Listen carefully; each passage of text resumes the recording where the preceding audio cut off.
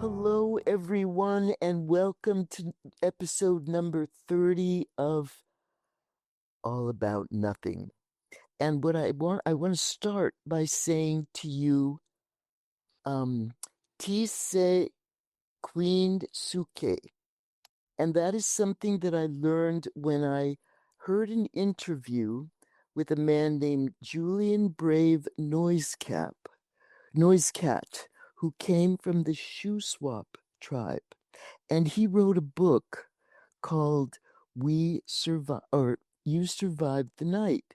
And what I learned from him is that when we say hello in English and in the European languages, we say something like good day.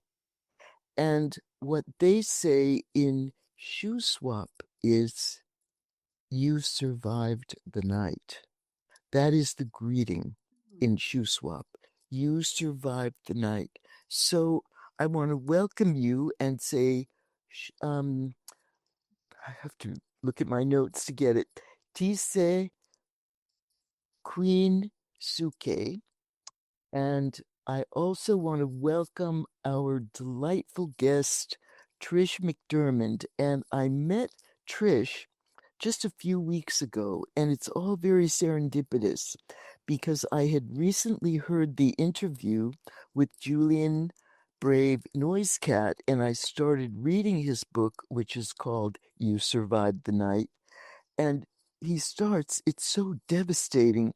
He starts by describing how he learned when he was an adult that his father was found newborn in an ice cream box, an empty ice cream carton in a garbage bin.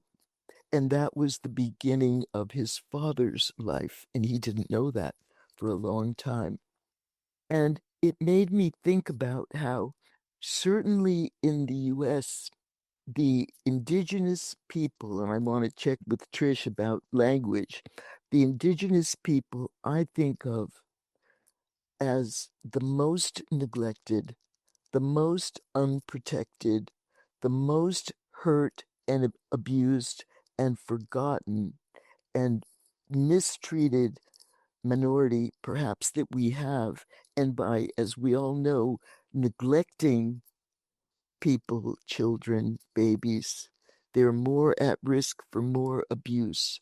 So I think of the Native people, and Trish will help me out with what the best language is to use, because I don't know if it's Native or Indigenous or First Nation or Indian or so I'll ask you about that. But anyway, so that was the context. And then a few weeks ago, when I was giving a webinar and I was talking about the attachment between the infant and the primary other, Trish spoke up in the Q&A and said, the one-on-one attachment, the dyad, is not the only model for early attachment and safe, healthy attachment.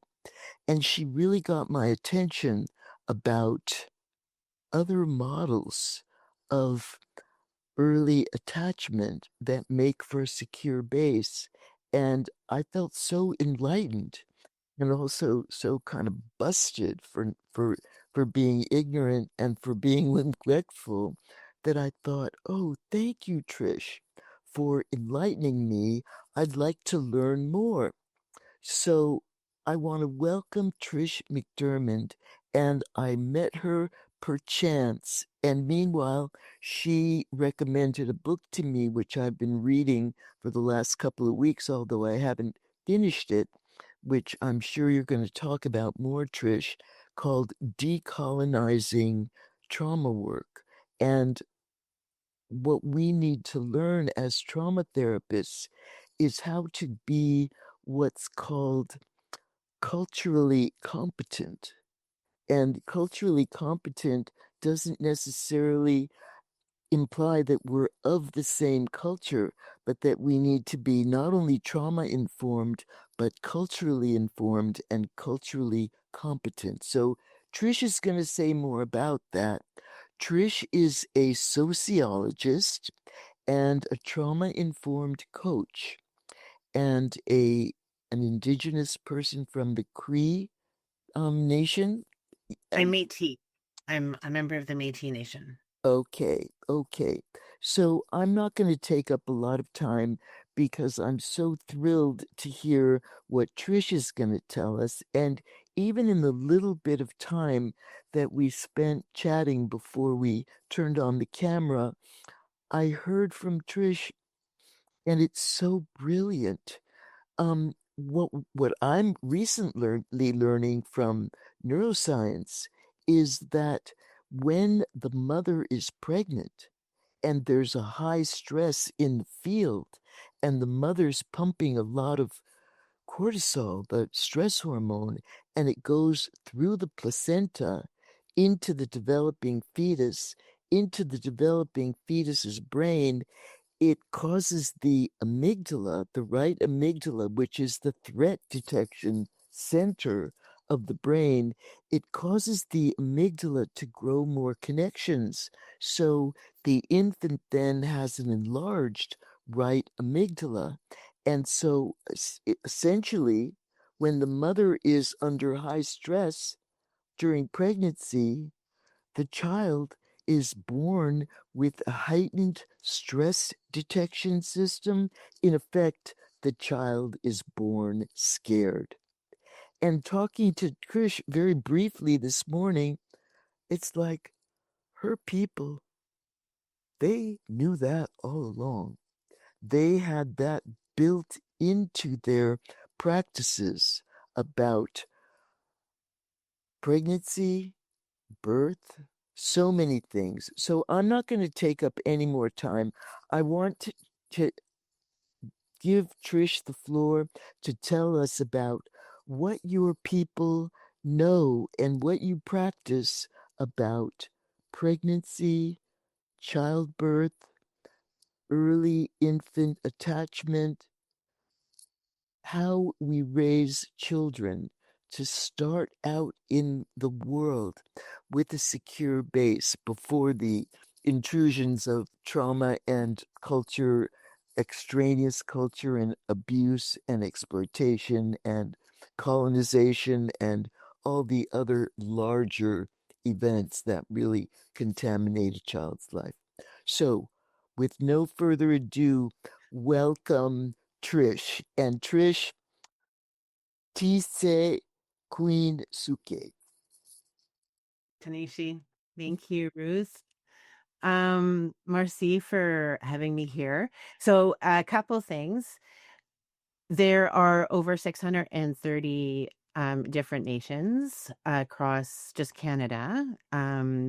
Across Turtle Island, I think there's somewhere in the realm of about 2,000. So all of the different nations have different ways of referring to themselves. Mhm. The collective is Indigenous. Um, because how we refer to First Nations in Canada and how people refer to First Nations in the United States are really different. So Indigenous for me is the word that I like to use. Oh, and also my last name is McOrmond, McOrmond. So Oh, McOrmond. I'm sorry. That's okay. And I just want to give a quick history of the Métis. So I am Métis Cree. The Métis is a nation unique to Canada. There are Métis in the United States, but they're not recognized as a distinct nation in the United States. So in Canada, we're recognized as a distinct nation, and we were for a long time the half-breeds. So Métis means mixed. Mm. So we are the result of the voyageurs coming over from Europe. And as they came and traveled across Canada before it was Canada, they took wives from First Nations, and some stayed and they intermarried and they created communities, and those communities were became the Métis Nation. Mm. Um, We have slightly different rights, legal rights and authorities than do First Nations in Canada. So we don't have a land base. Mm, Some provinces do, but in the main, we don't. Um, so I feel like I feel like that was a really big question, but one of the things that I just have to comment on is the neuroscience that you mentioned about the growth of the right amygdala. Is that what you said?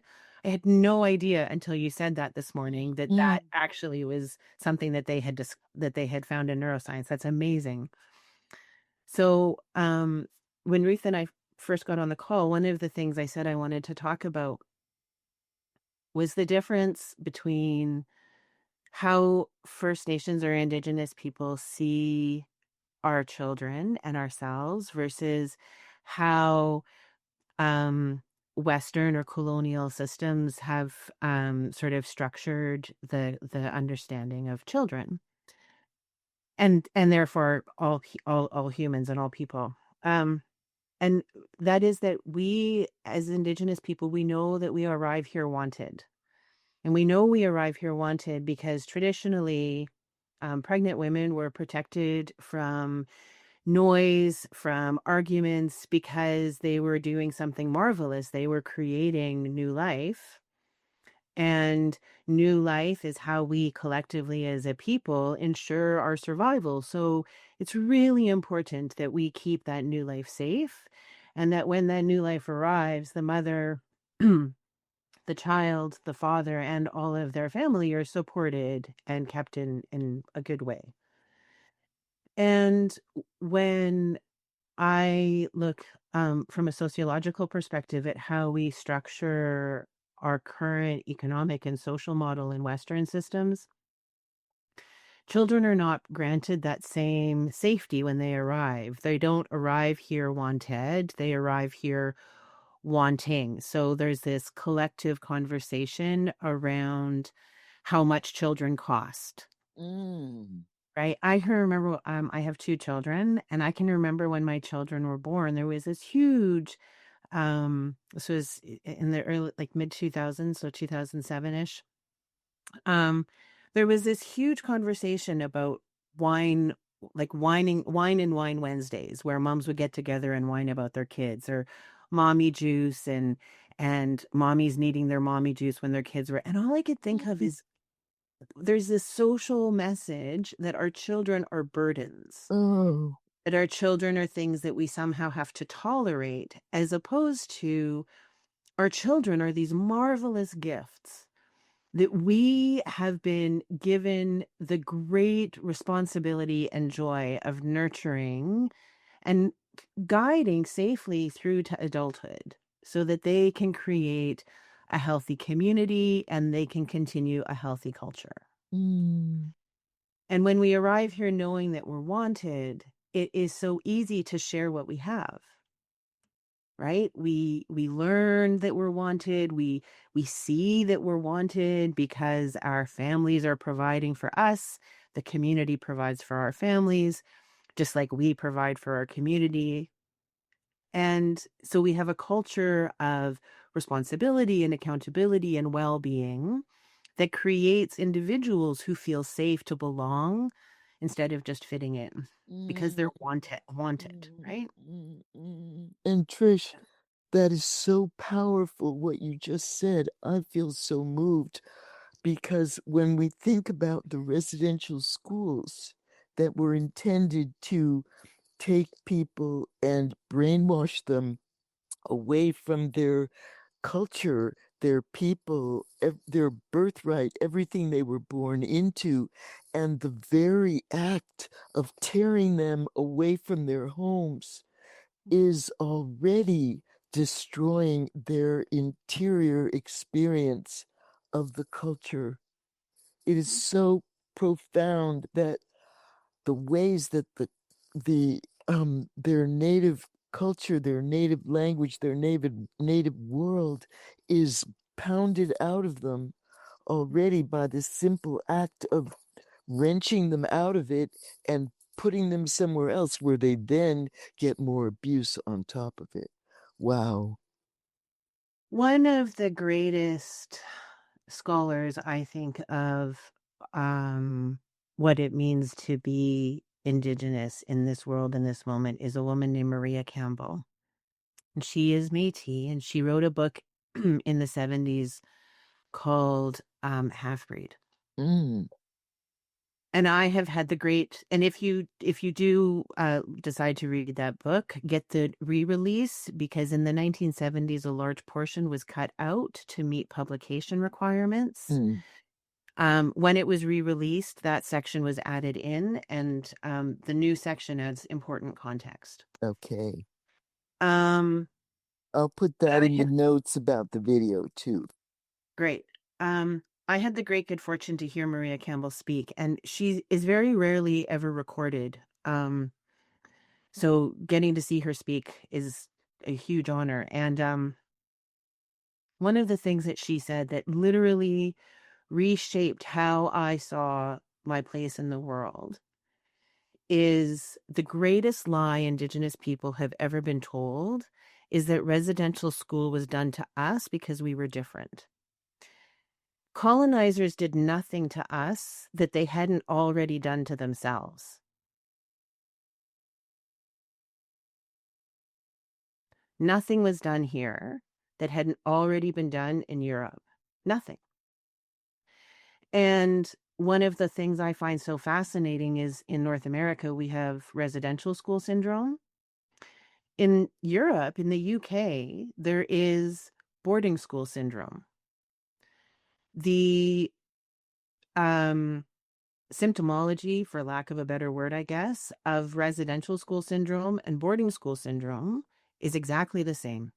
Mm, The difference is boarding school syndrome. It was generally wealthy people who sent their children there. And so some of those children are now leading companies and making large decisions for large numbers of people. And when she spoke about this, it made me start to do some research. So the Métis, a lot of the people who came to Canada as voyageurs, they weren't coming as wealthy sons. They were coming as third sons, right? There was nothing left for them in Europe, so they were coming here. And they were creating a new life for themselves. So they weren't wanted where they were from. And I think when I look at my Irish, so my mom was adopted out of into an Irish immigrant family. And both of my grandparents were immigrants because of the Troubles, the 1916 Troubles, and then my grandfather came over then, and my grandmother came over on the boat in 1927 because they were poor. So the idea that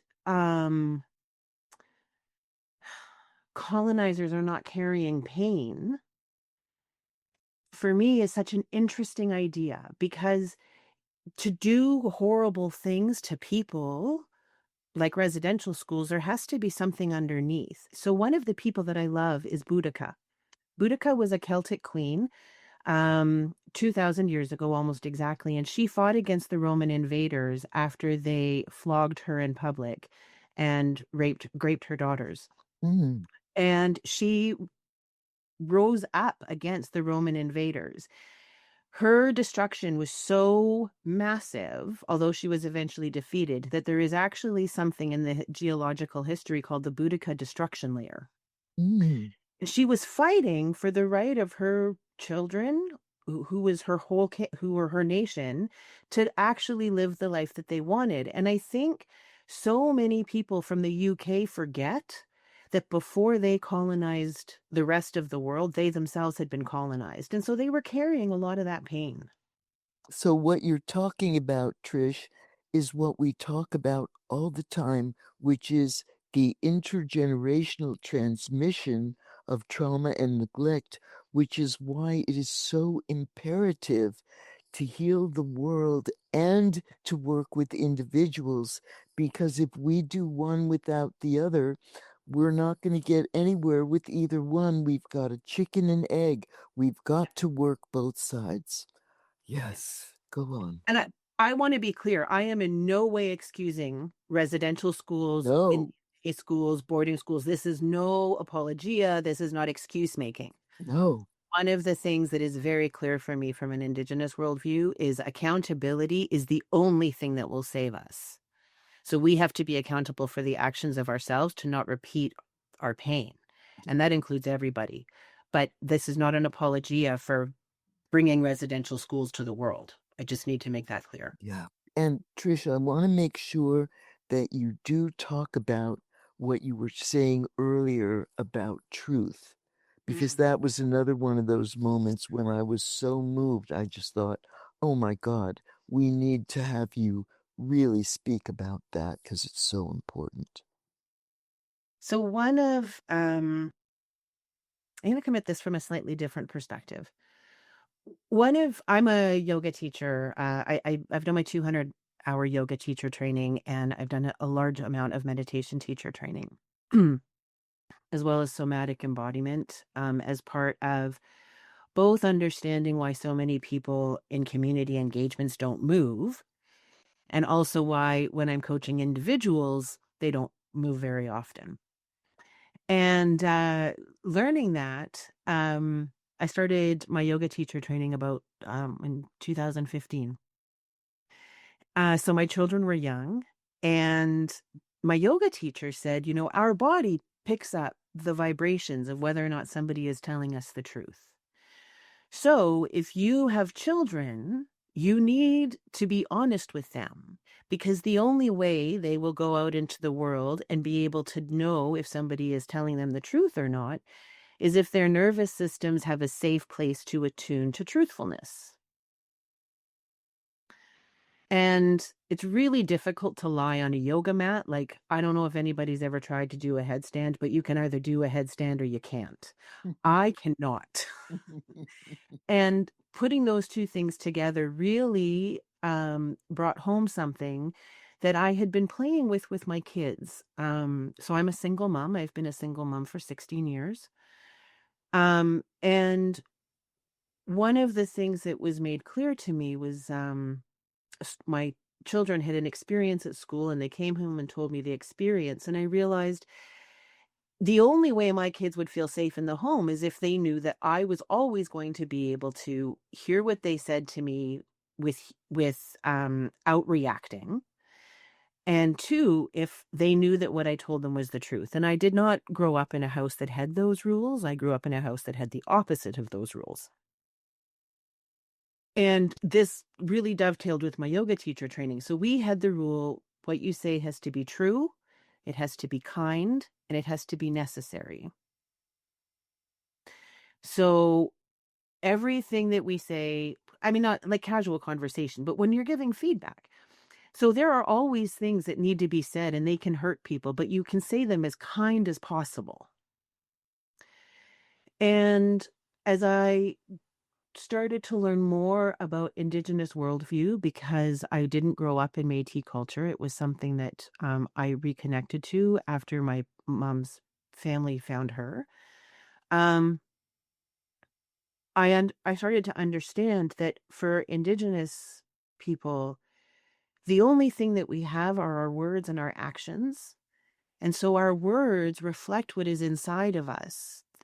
So to say an untruth means that we don't trust ourselves and that what is inside of us is a lie. Truth is how we make manifest our purpose on earth. Truth is how we know that we can trust ourselves. Truth is it's the foundation for making a community and a family that's a safe place for us to be. And this goes back to when we are being safe with our pregnant mothers, when we're being safe with our babies, safety and truth go hand in hand, because that's how you make good decisions. I have found that over the years, I have not been a perfect mother. Of course, perfection is not our paradigm. But I fortunately, when I was doing a lot of my own personal healing, so when I first found out I was pregnant, I found an amazing psychiatrist, and we did a lot of talk therapy. And I went into him and I said, whatever it is that's wrong with, I truly believed, Ruth, I truly believed to the bottom of my soul that I was contaminated. Mm, I carried, both my parents had been given up for adoption. There was all of this historical trauma. There was also the stuff between me and my parents. And being raised, so because both of them were adopted, I didn't have a long family. I had no sort of family tree anywhere. And this idea that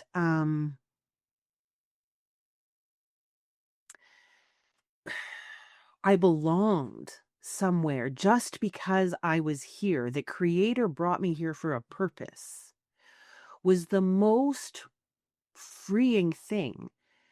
Learning how to create safety for myself around that, understanding that creator. So in the Cree worldview, we have values that are the Red River Cartwheel teachings, things like patience, love, humility, kindness, respect, knowing that if I acted in those ways, I would be doing things in a good way, in a good life, to create a good life. And the foundation of that is creator. The foundation of creator is truth. mhm, That I would be a good person. It didn't matter what anybody else said. And mhm, starting on that journey is what created the freedom to parent my children in a way that was healthy, to love myself enough to stop feeling contaminated. mm.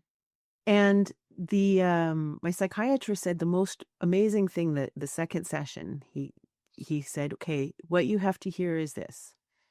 You only have to get parenting right 51% of the time. All the rest, you just need to practice apologizing. Beautiful. And Trish, I'm going to jump in for Yeah, a couple of minutes because you've said so many things. I want to kind of hone in on a few of them.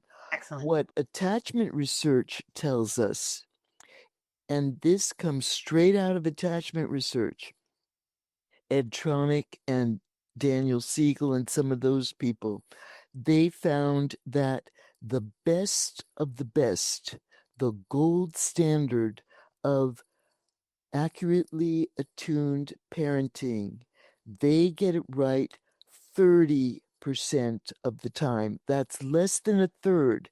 And the rest of the time is this dance of rupture and repair. And by virtue of the apology, the authentic repair by the caregiver, by the adult, the child experiences repair. So disconnection is not lethal.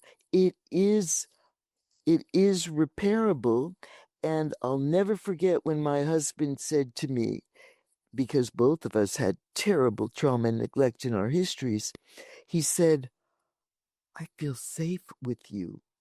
I don't have to be perfect because I know if we disconnect, we'll get back together. And it is nature's design to come apart, get back together, come apart, get back together. And that is the natural ebb and flow of relationship.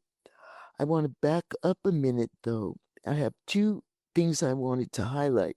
One of them is that what you described as feeling contaminated, I know for myself, I felt like I must be some other species because I did not belong anywhere. And I also felt like I didn't know if I existed or if I had a right to exist, or if I had to somehow earn my existence or compensate for my existence. The same, the exact same experience you're describing, which is I am a blight. I am a Mhm. blight on this earth. And that comes very much out of the neglect experience where, unlike what you're describing, we don't feel valued. We feel the opposite. We feel rejected, worthless, unwanted, ignored, forgotten, non existent. So, of course, you feel contaminated or some variation of that. That comes with the experience of not being connected. The thing I wanted to ask you about, because it's complicated and I don't mean to get into any kind of philosophical discussion, but rather when you talk about truth Mhm. and what we know from trauma and dissociation is that it can very much distort what we experience and what we believe as true. And when we're in a trauma activation, and what we know is trauma is not remembered, it's relived. Mhm. So when we're reliving the trauma experience and we're basically exhibiting it in the present moment, there's no question about what's true, and the belief unquestionably is it's happening again, and that feels like the truth. And it was, even though it isn't now. So help me out in terms of working with this concept of truth. This is awesome. So, the ability to tell the truth to my children was a very long process. I didn't get there immediately. It started with my ability to believe two things about myself at the same time. So I had a lot of really negative self-talk, which I think, is not Comes with the territory. yeah, a lot of lying awake at night, ruminating, chewing over, oh, I can't believe I said that yesterday. That's exactly the same thing I said 15 years ago, and I did it again. And how dumb could I be? Like all of that. And one day I just thought to myself, yeah, but you know what? I also made really good chocolate chip cookies today. And seriously, like I just thought, yeah, but I also did this good thing. And that moment, like that, it just sheer frustration with this litany of crappy things, of listening myself say to these crappy things to myself. Because if my kids, by this time I'd already had kids, they were, I don't know, 3 or 4 or something like that.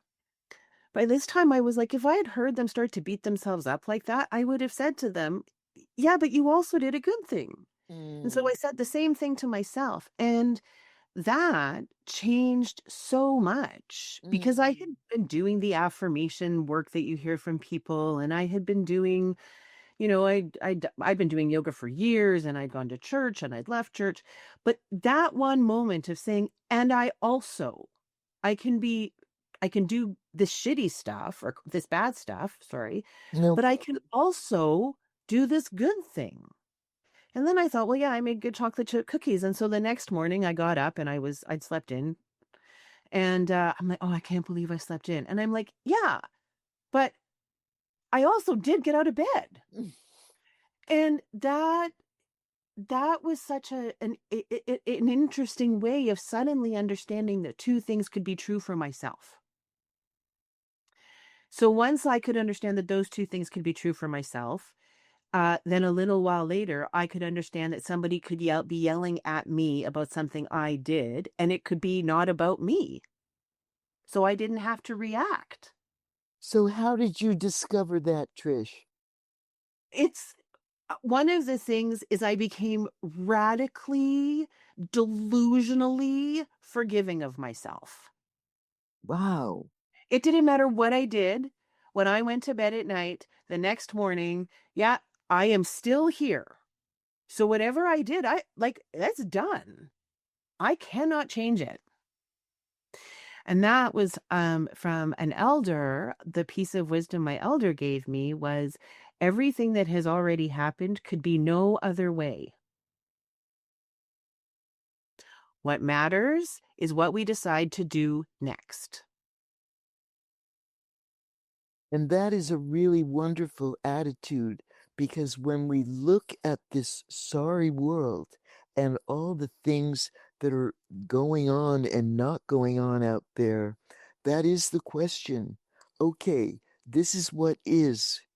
can't do anything about what already is, but what to do next. And one of the best ways to decide what to do next is to stop doing the thing that doesn't work. Beautiful. So That's a great segue, Trish. And I'm sorry to interrupt you. Go on in a minute with what you were going to say, but I want to make sure you get into when we talk about what to do next is how to be culturally informed and culturally competent when I am different in some ways from the person sitting across from me in the room as a clinician or as a coach or as a whatever our job might be, or even as a parent or as a teacher or as a friend. How do we um how to be more sensitive, informed, competent, and do something different in the world about this stuff? But we I didn't mean to derail you from where you were going. no, no, it's fine. Um, we can give nothing to the world that we cannot give to ourselves. If we cannot be truthful or patient or kind or considerate with ourselves, it's really difficult to give that to other people. One of the things that I go back to a lot is Resmaa Menakem has a quote, something about trauma, unresolved trauma in a person looks like personality, unresolved trauma in a people looks like culture. Mm. And if we are not willing to accept the flaws in ourselves, then there's not a lot of room for other people to make flaws or to make mistakes. So the way that I started to work on that is Carl Sagan and the Bible, Mm. strangely. The golden rule, do unto others as you would have them do unto yourself. Carl Sagan, do not do unto others as you would not have done unto yourself. And I would even go one step further, because what I always say to the couples that I work with is if you want to say I love you to the other, find out what says I love you to them and do that. Because if I do or don't do what I would or would not have you do to me, or if I do what I think you would want, or if I do what I want to do because I think it's good, if I do anything other than what means love to you, I may very well miss the mark. So that's what I learned from Harville Hendrix imago therapy, that we have to see the world through the eyes of the other and do unto them in that way. So that goes back to the question of truth. What is your truth? And then to really understand your truth and to practice it with you in a way that makes you feel like I'm getting you. So I'm with you all the way with that little bit of a twist on it. The piece for me that I really love about what you were saying is the clarity of what is my role in this. One of the foundational differences between Indigenous worldview and Western worldview, that in my experience, is Western worldview often is very focused on what are my rights? What am I getting? Indigenous worldview is grounded in what am I responsible for? How am I accountable? What are my obligations? Mm. There's a recognition that we have to hold ourselves to a standard that actually creates safety for ourselves and thus safety for others. Mm. What is my role? Things don't just like yeah, we have to talk about our obligations. Things don't just, we don't just get whatever we want. I mean, actually, the Bible is pretty clear about that. The Bible in the Lord's Prayer talks about, give me the strength to resist temptation. You don't just get whatever you want. You have Hmm. an obligation to do the work that the Lord has put before you. In the Métis worldview, I have an obligation to be loving, to be patient, to be kind. Yeah. So, Trish, Only when I do that am I honoring myself. say again what you were saying to me earlier, where you were linking Judith Herman with the sort of indigenous worldview about we instead of I. And I love this quote from Malcolm X, where he said, when I becomes we, even illness becomes wellness. And I thought, wow. So talk about that, because you come into the world knowing that. So say more about that. So so I'm a sociologist, so I was trained to look at the world from a systems perspective and from like a larger what's going on within how individuals are relating. I had a lot of trauma. And so I did a lot of therapy and became a trauma informed coach. So really delved into like the individual experience. And through that, read Judith Herman's amazing work, Trauma and Recovery, that came out, I think, early 90s. So long Yes. before Gabor Mate, long before Bessel van der Kolk. And she talked about the connection between trauma and a lack of safety. And she gives this really brilliant history of how we got to this point that goes over both male and female experiences, and how trauma was like sort of removed from, or safety was removed from wellness.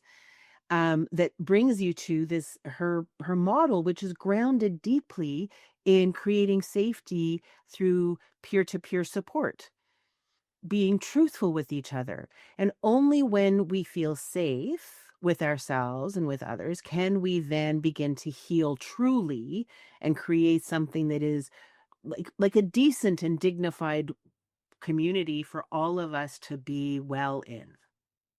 And I In want to fact, just insert here, because so many of the people that are watching are younger than you and me. Certainly when I first came into the field in the late 80s, we had no literature. And the first and only book we had we had two books. We had Judith Herman, Trauma and Recovery, and we had Bessel van der Kolk. There it is. And it's now what, almost 40 years old. And we had a book by Bessel, his first book. Yeah, there it is. There it is. How many copies do you have? How many editions? I think I've given so many away. What I wanted to say was Bessel's first book, which I love, it's just called Psychological Trauma, and it's very thin, and nobody ever heard of him back then. And the second chapter in that book, which is called The Attachment Cry, I believe, in my point of view, and I've read them all, I believe it's the best thing Bessel ever wrote. But I want to make sure all you young people out there, Judith Herman stands the test of time. And in the first years when I was working with trauma and abuse, we had groups, we had therapy groups. I had two women's sexual abuse survivor groups that ran continuously for 15 years. Now it's really hard to find groups except for in treatment programs, which nobody can afford. So the group model is a lost art. If we could bring that back, it would be so much in accord with everything that you're saying, Trish. So go on. um I just want to write the other book that I love. Like, I haven't read Bessel van der Kolk's first book, but one of the books I love, love, love from a parenting and neurological development perspective is Gordon Neufeld and Gabor Mate's book on attachment parenting. And I think that Daniel was Siegel something has about, one too, and it's an older one, but I love it too. It's called Parenting from the Inside Out. That's another really good one. It's older, but it's very good. Go on. yeah, and I love all of those because they really help make this not about are you Indigenous or are you Asian or are you this or are you that. It really is just about this is how you as a human being show up for other human beings. And I love that, right? And I think that ultimately going back to your question about how do I do it? I just every day thought what would make me feel bad in this situation and did the opposite, Mm, mm, particularly with my kids.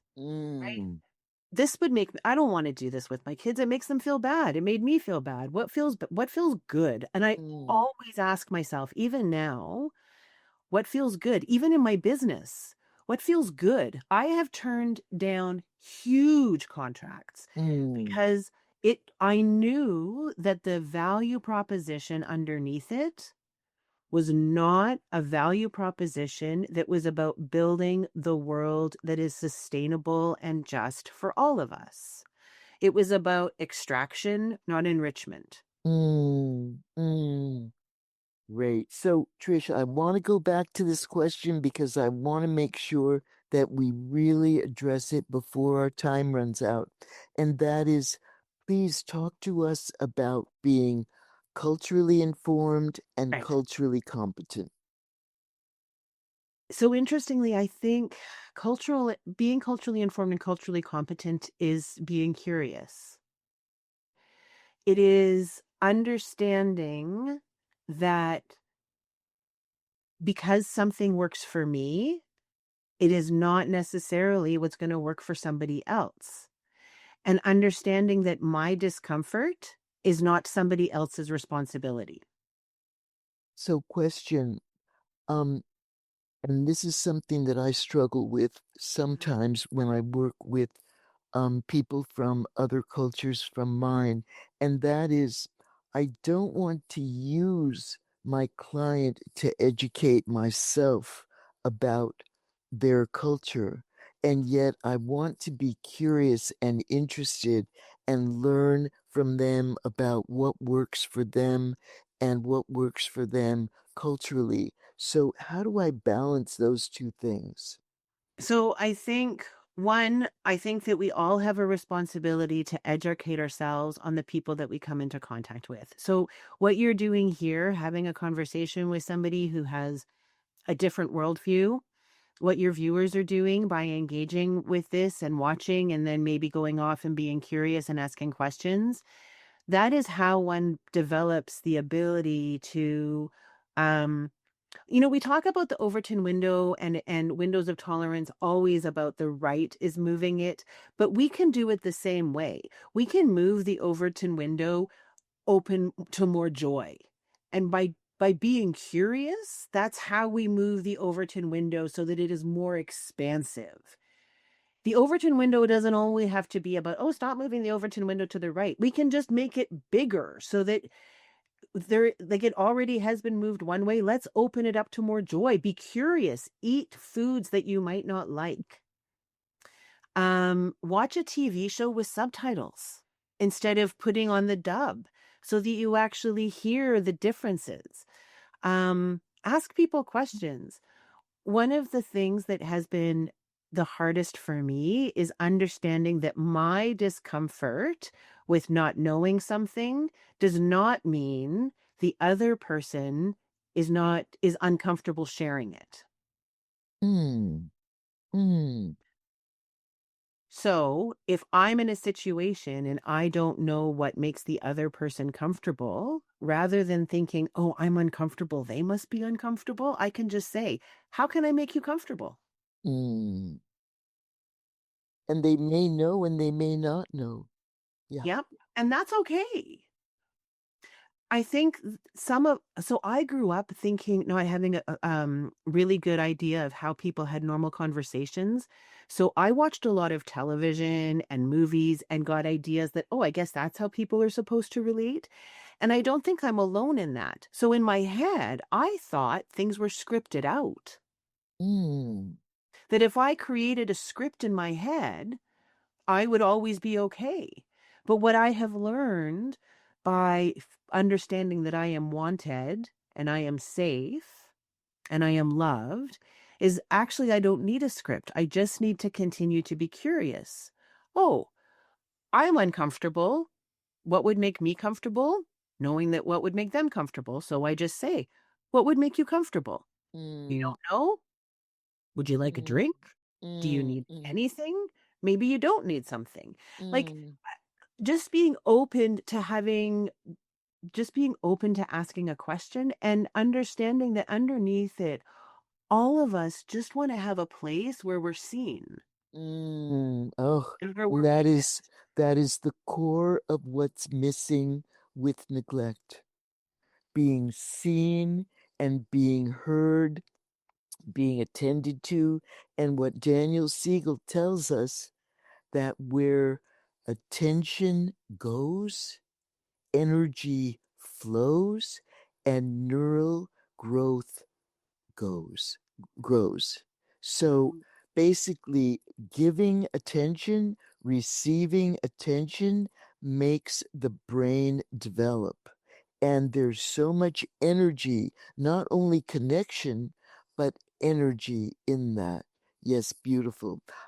Because Trish, I want to make sure that because our time is short now, I want to make sure that I have a couple of things I want to ask you before we run out of time, but I want to make sure if there's anything that you found, well, that you felt was really important for you to say to this audience, you know, before we run out of time. Is there anything that we didn't get to that's really important to you?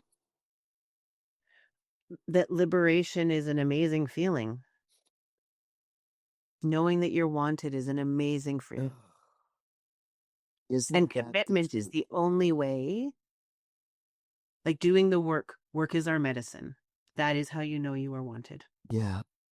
And that is so much what we're trying to achieve in neglect informed work because feeling wanted is at the core of the missing experiences of the neglected child.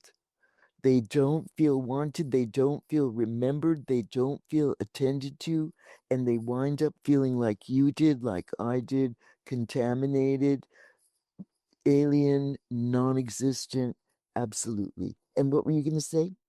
The motto that I say to myself still every day that change everything is I am worth the work. I am worth the work of being patient. I am worth the work of getting up in the morning. I am worth the work of doing things badly. I am worth the work. I am Yes. worth way more than money. And that is hard won when you grew up feeling worthless. So that is a therapeutic achievement to actually believe I'm worth it. And sometimes we just have to doggedly keep going, even if we have no hope and we don't believe that, so that we can work hard enough to come to believe that, because that is, for many of us, is a therapeutic achievement when we grow up feeling worthless. Beautiful. I want to ask you again because it was so profound what you said that you always told your children, true, kind, necessary. What is the whole statement? Because it's so beautiful. Just that what we say to each other has to be true, necessary, and kind, and that there might be brutal truths that have to be said, but we can always say them with love and kindness. Beautiful, because what you're saying is so profound.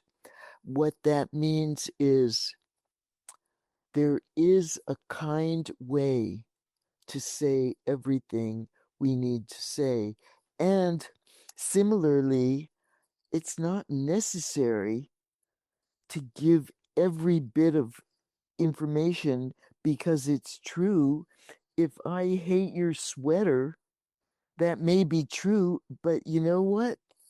I don't need to tell you that. It's not Exactly. necessary. It's not necessary. So I have one last oh, Glenn, what were you going to say?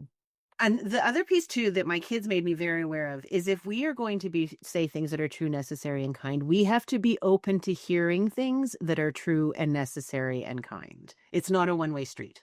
Right. Beautiful. Always relational. So here's my last question, and it's a little bit on the personal side, but I'm going to tell you why after I ask you. You talked about Turtle Island, and I don't exactly know what that term means, although I heard it several times. Oops. In the that I saw it several times in the book that you recommended to me. So I'd like to know what Turtle Island means and then the significance of the turtle, what they stand for, and then I want to tell you something. Go ahead, tell me. Okay, so You want to Turtle laugh? Island refers to, depending on it, on who's using it, it refers to either both Canada and United States. Sometimes it expands into Canada, United States, and Central America because they were all one landmass. So the majority of the people actually don't recognize artificial borders because we were nomadic. There were some permanent settlements, but there was a lot of nomadism. And so it went all the way across. The turtle carries us on its back as we travel through the cosmos. Mm. Yeah. Oh, And all of that is not like that is some of like this is sort of a hodgepodge of a pan-indigenous sort of amalgamation of bits and pieces. So I know that there are specifics for different nations and for different worldviews and philosophies but so that's sort of the pan-indigenous explanation. mm, interesting. Well, I'll tell you why I'm asking. It's a little bit, on the personal side, so it's kind of idiosyncratic. But yesterday, right before I woke up, I had a dream. And the dream, I'm a sourdough baker. So I keep my sourdough starter. I've had this sourdough growing since 2014. Basically, I started it with flour and water in 2014, and every day you feed it like a pet, and it grows, and then and you clean it and feed it, clean it and feed it every day, and then once a week I make bread with my sourdough starter. So I have a lot of ritual around my starter. And when I make bread, it has four ingredients: flour, water, salt, and love. And so this starter is the leavening agent in the bread. So yesterday morning, right before I woke up, I had this dream. And I dreamed, I keep my starter in a little jar in a dark cabinet. It took me 6 tries before it actually started to grow in 2014, but it's been growing ever since. It's alive. So in the dream, and I keep it covered with a cloth, and I took my starter out and I had it on the counter like I always do when I'm getting ready to bake. And I come out and the cloth over the jar is sort of undulating a little bit. It's sort of going up and down. So I go, and it's sort of moving. The jar is moving. And so I think, wow, what's going on here? And I took the cloth off the starter jar, and it was a turtle. What? So I thought, this must be important, but what does it mean? So tell me, what do you think? Oh, uh wow. I'm not good at you know what? The thing that comes to mind is you are worth the work. Oh, And that work can be not so much you're worth the work. I already said that, but you are um what you want is worth doing, right? So the idea that I have to be wanted, going just to sort of connect all of this. Um if we are here, if the turtle is carrying us on our back, we are wanted. And it is enough to want ourselves. mm, mm, Nobody else needs to want us for us to be worthy of doing the work. mm, We're mm, all here being carried. We're all here being supported. Our dreams, the sourdough that you worked so hard on, it was worth it because it's worth you are worth the work. You are Mm. wanted because you want yourself. And every time I share the bread with somebody, and I share it every chance I get because I think of it as Jewish penicillin, so I spread it around and I give it to all the people I love. And then I see people everywhere that I've given bread to, and I know that somewhere in their body is my bread, and I feel so good. And Trish, this is a wonderful note to end on. And I want you to know what I'm feeling, which is you are so exquisitely wanted. And I thank you so much for sharing with us in this way. I'm going to put up in the notes your name and your and whatever else you would like me to put up about you, and also the different resources that you mentioned that we can go to educate ourselves to be more culturally informed and thereby culturally more competent. Thank you so much for coming today, and you are exquisitely wanted, and so is everybody else, even if we don't know you all. Thank you for joining us, and keep doing the work. You are worth it. Thank you, Trish. Thank you, Ruth. And I will share with you the 5 tools that I still use every day that help me stay very joyful, even in this moment right now. Oh, So yes. I'll send that over to you for your. Okay, no, say it now because 5 things we can squeeze that in, and then you'll send it to me and I'll put it in the notes. All right. So know your values. Create a mantra that gets you up every morning. You are worth the work. Have a win list. We have a culture where we marinate and think about what you've done wrong. Stop thinking about what you've done wrong and start thinking about what you've done right, and celebrate those wins. Mm, thank you, Trish. What a great note to end on. Thank you for joining us. Thank you for making the time. Thank you all, everyone. And in this country, we're coming up on that. I mean, I don't celebrate it because it's so weird, but we're coming up on Thanksgiving, which is a really weird, fake observance of harmony between the colonialists and the indigenous, which I think is a falsehood. But anyway, whatever you might be doing to observe that day or any festival of the harvest, rest well, and we'll see you next time. Bye for now, and thank you, Trish. Bye to you.